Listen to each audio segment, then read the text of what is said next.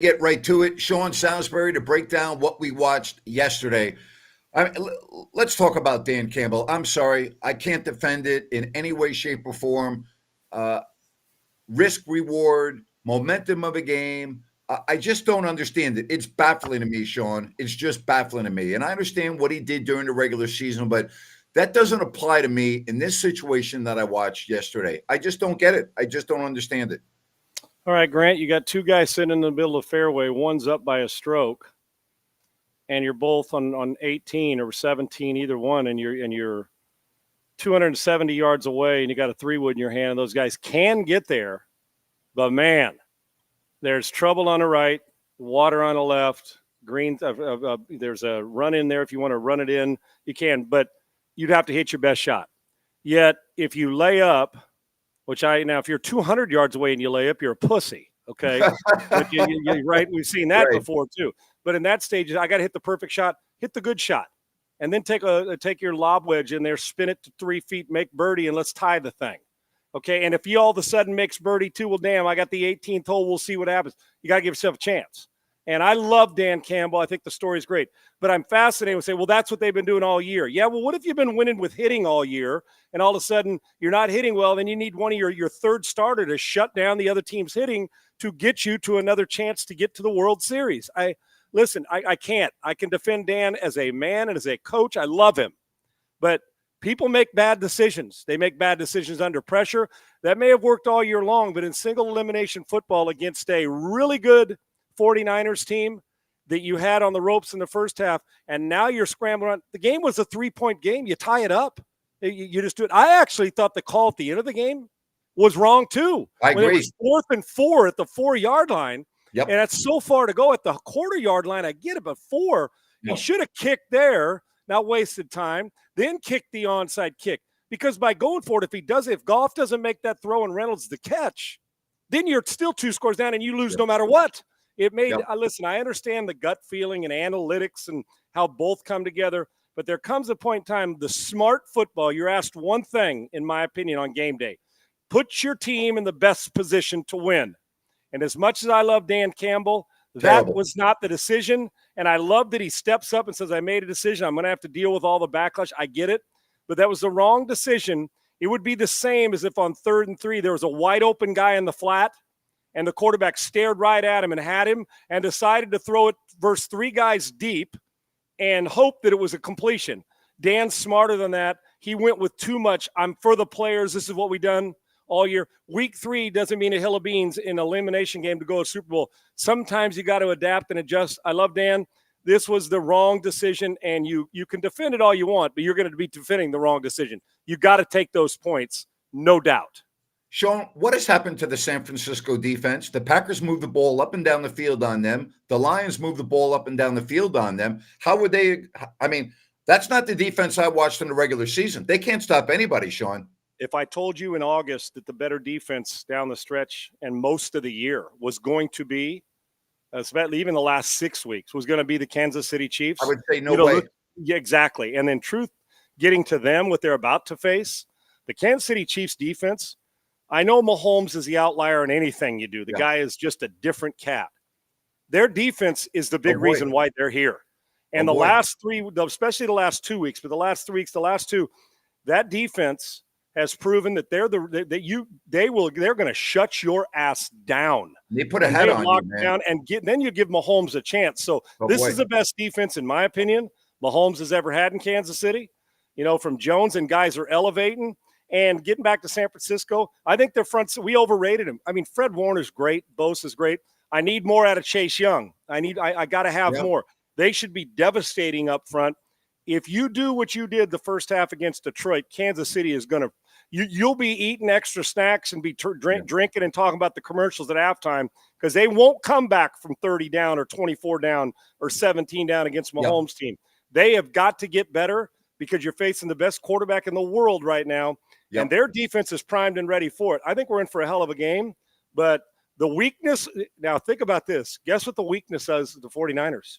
Is their defense going into – the biggest weakness of the whole team and the whole game on both sides is the 49ers defense going into this Super Bowl, and I never would have thunk it when the season started. I'm going to tell you something else, which would concern me if I'm a 49ers fan, and that's their rookie kicker, and Moody. He missed the first one. Now you're going to the big show, and that's going to be every time he goes out onto the field, Niner fans are going to be holding their breath.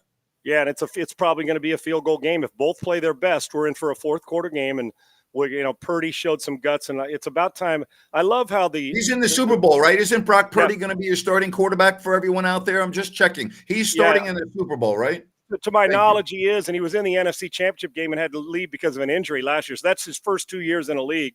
Yep. And I do believe I saw him do a twirl and step out of trouble and use his legs. I saw him make a throw after about to get hit on the left sideline when a guy toe touched to get out of bounds after he escaped trouble. I saw him use his leg. I saw him make some phenomenal throws and overcome a pick early. I saw him where he didn't throw a red zone interception late on the ground. Point being is it's about time these guys start to give him the same respect you give Josh Allen, because I do believe Lamar and Josh Allen and Dak Prescott and Russell I think they're watching this week. And he's got a great team. Their defense is average right now. So as you pointed out, so the respect, and I listened to some of those hot take moments this morning, those shows. Boy, a lot of ass kissing on Brock Purdy now, huh? So what was the difference in this week and last week? Nothing. The guy can play. And when they say, well, he's a check, it takes talent to throw a 12-yard out cut on time and accurate. It takes talent to scramble and hit a guy on a hole shot. Okay, so I don't know why. I know who the better quarterback is in the game, but I'll tell you what, if it's close, Purdy's going to grind, and you're going to have to deal with all kinds of stuff when you deal with him. It's about time he got the love he deserves. And I don't know, when's the last time a rookie, first 2 years, anybody's won as many games as he has and went to an NFC Championship game and a Super Bowl in their first 2 years in the league as a starter? I don't know. Maybe they're out there. Even in the AFC, Mahomes didn't even do that because he wasn't even starting until the last game he played. So you tell me. I don't know many. Purdy's in rarefied air when it comes to the first 2 seasons. He may not be as gifted as the rest of them, but I got news for you. Right. Underrated talent and a hellified quarterback. I'm really taking him ahead of Lamar Jackson. I'm sorry. I'm done with Lamar Jackson. I'm just done. I'm tired of watching him in big games. Listen, Baltimore self-destructed. They were undisciplined. Their penalties were absurd. Zay Flowers down by 2 scores, a taunting penalty. I mean, don't even get me started on that. But I'm tired of Lamar Jackson. That interception in the end zone was horrible. Quote-unquote MVP does not make that type of a throw. I'm sorry. Great talent, but here's what Prescott and him and Allen and Tua. That narrative. Listen, if anybody else would have made the play, if Josh Allen makes the play, and this is no dog and Josh Allen, he's as talented as they get in the league. If he'd have made the spin move and made a run and stepped out of a sack and made a throw, we all over. Oh my gosh! Or if he was his second year in the league in the first 2, we'd be saying this is a Hall of Famer. Look at his ascent. I mean, these guys, the narrative we've selected, because Brock Purdy doesn't look the 6'5", 230-pound type. Yeah. But you're exactly right. When it comes to making smart decisions in certain areas of the field in big playoff pressure moments, he makes better decisions in the red zone all year long. The guy turned it over 18 interceptions and 3 fumbles, Josh Allen. Great talent, still careless. Lamar Jackson, something is missing from that supremely talented guy, but at this stage of the year, something's missing. I can tell you what's not missing from Brock Purdy, the ability to elevate in January, not the ability to go the other way. There's 25 guys that ain't going to get there. There's a handful that can get you there, the Burrows, the Mahomes, and Allen and Jackson are phenomenal. But if we're judging quarterbacks the way we're supposed to, I guess, and that's postseason, I'm not sure why in the hell Brock Purdy has to beg for people, and he doesn't, that we have to beg for people to put the same respect on his name as we put on all the other guys that are the top 10 quarterbacks in the league. If you go back a couple of weeks ago to the regular season game when San Francisco played Baltimore in San Francisco, we had what we thought was the best team in the NFC against the best team in the AFC. Baltimore went in there and spanked them, and everyone, myself included, said, okay, this clearly is the team to beat. My opinion, the Niners since that game have not been the same team. They just haven't. Their defense was exposed in that game, and really their defense was exposed in the first 2 playoff games. Baltimore's not even in it. I'm going to ask you, Sean, when you look at Kansas City, if is this perhaps the best team that they're putting out on a Super Bowl field because of what we've seen with their defense? Talk about the Chiefs, Yes, Grant. the Yeah. Chiefs. Is the Chiefs That team this year maybe the best that Andy Reid has put on? Again, they got rings, but because I don't recall the Chiefs defense looking this good in any of their Super Bowl years, Sean. and no, you've seen them. It's this sustained great play all year long against the run and the pass and the pressure and the disruption that a guy like Chris Jones brings. And I mean, the secondary's flying around and hitting. They're taking people out. They're pressuring the quarterback. They're doing it all. Now listen.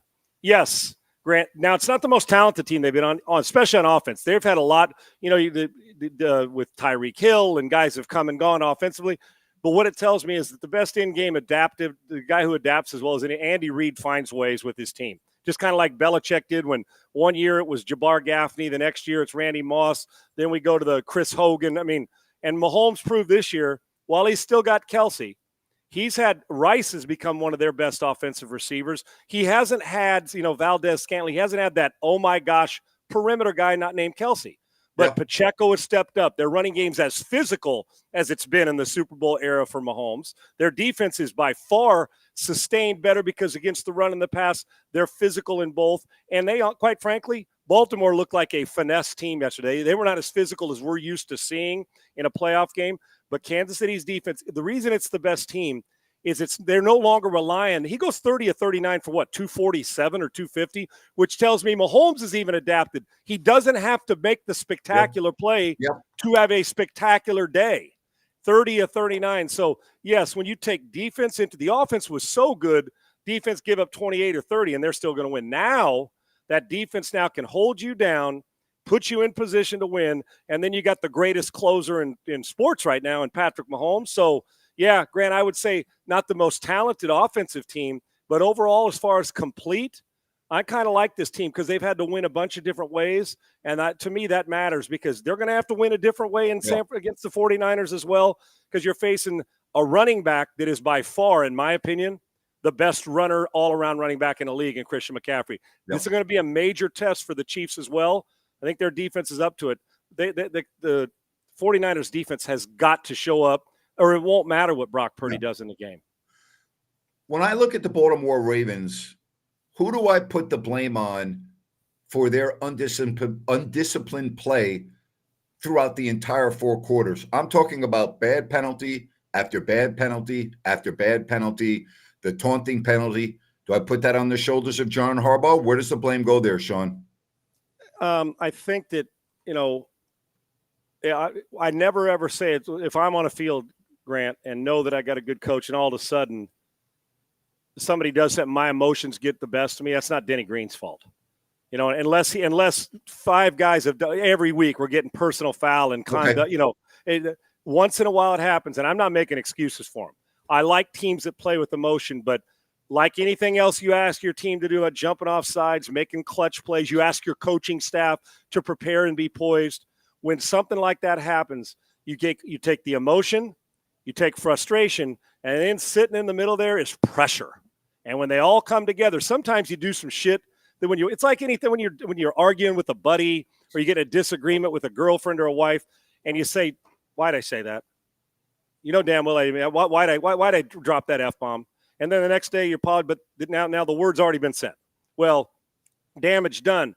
So it's not my mom and dad's fault that I lost frustration on a football field, or you have to raise your voice to your dog because they ate your steak while you turned your head, whatever it is. And in a game like this, emotion, Flowers is still fairly in his infancy of his career. And they weren't the typical Ravens. They weren't making the big plays. The quarterback was not sharp. They weren't, the defense wasn't knocking people into the ground. Even though Kansas City only scored, 17 points, it still wasn't the same physicality. So to me, I think it's a combination of all three. But if it were to keep happening and happen all year and on the practice field, the coach just keeps turning his back, then it falls on them.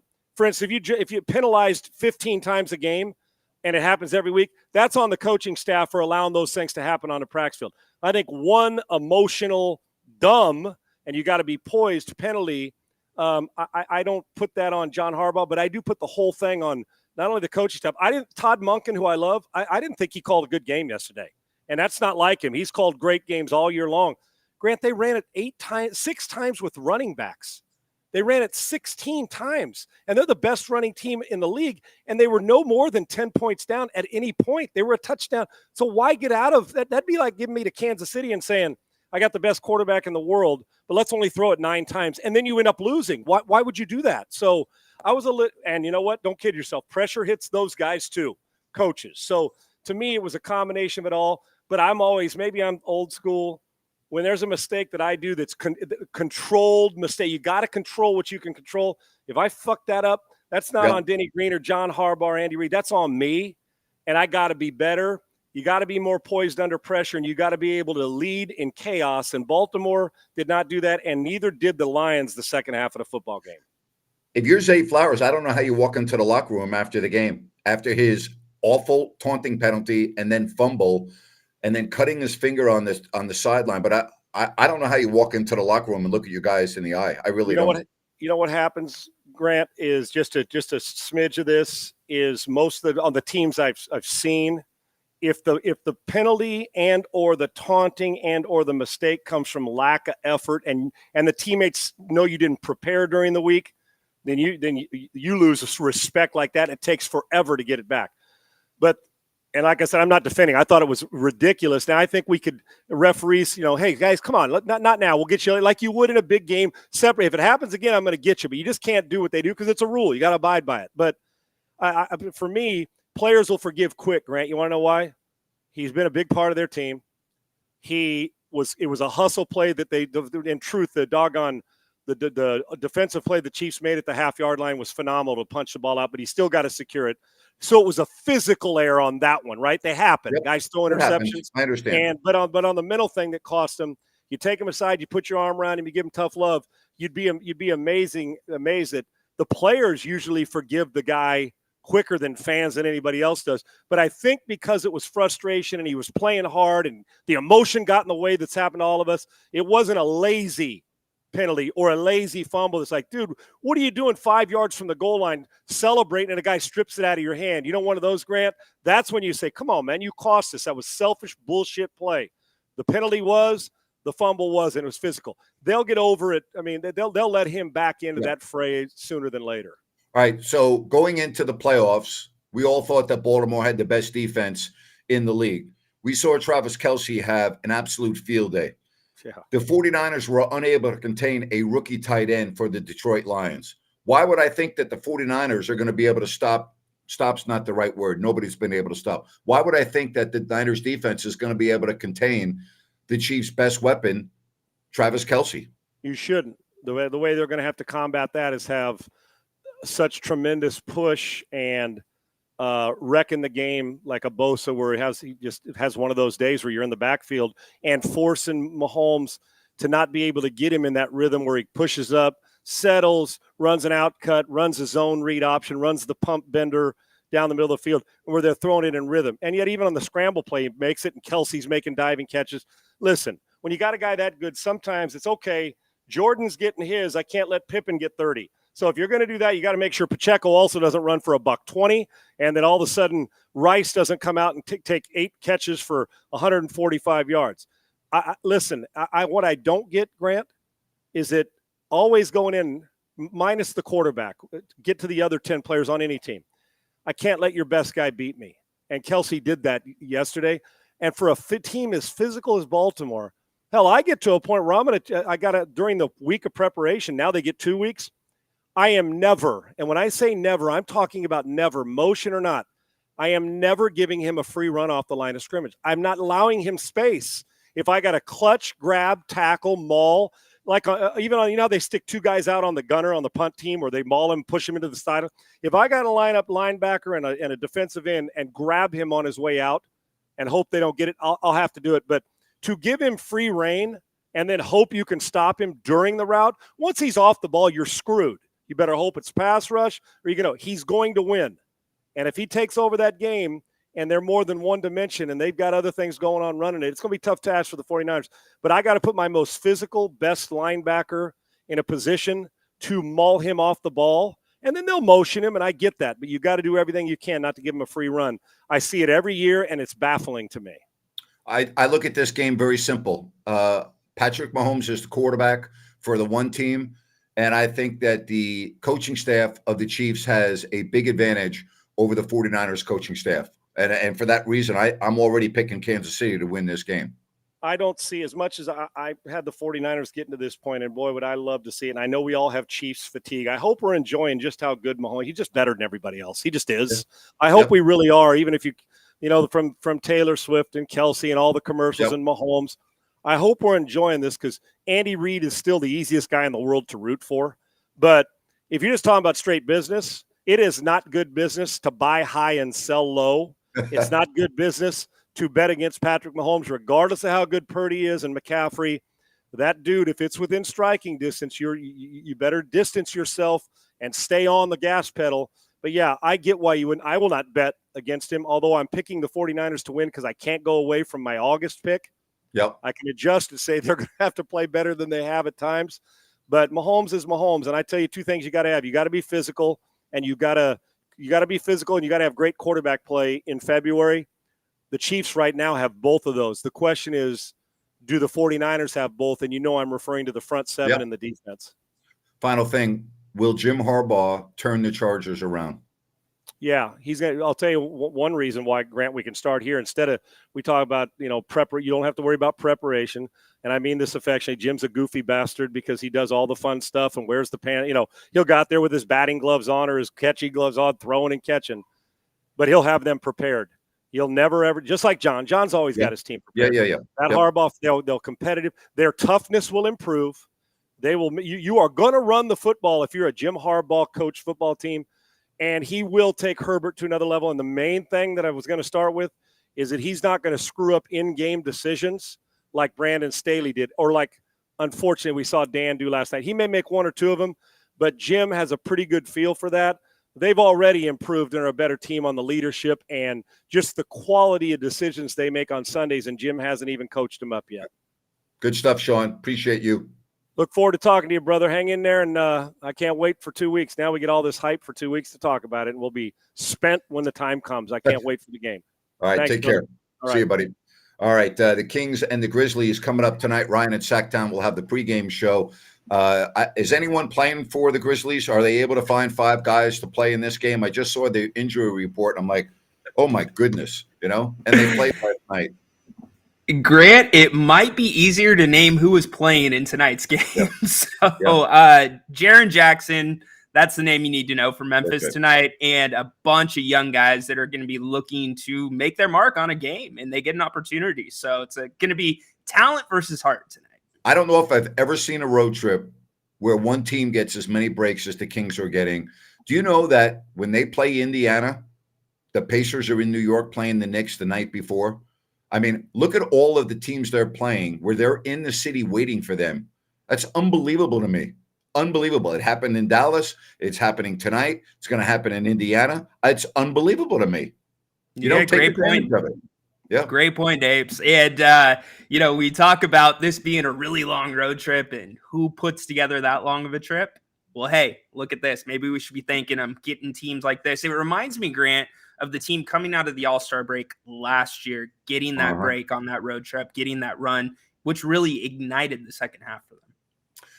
Special halftime show. Jerry Reynolds is 80 years old, young today, and I can't wait. We're going to have a lot of fun at halftime. Make sure you join us at halftime tonight for the Kings and the Grizzlies as we say happy birthday to the one and only Jerry Reynolds.